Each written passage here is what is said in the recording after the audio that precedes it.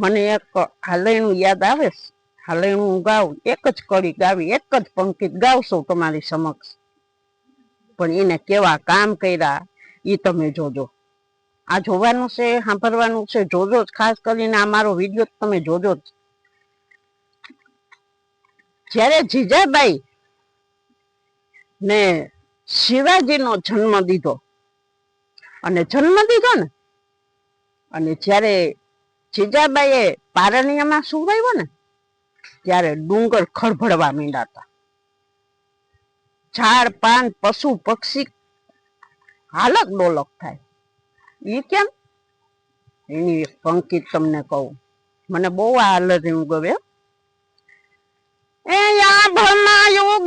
ચાંદલો ને જીજાબાઈ ને આવ્યા બાળ રે, જીજાબાઈ ને આવ્યા બાળ, એ બાલુડા ને માત હિચોડે, આ ધણણા ડુંગરા ડોલે.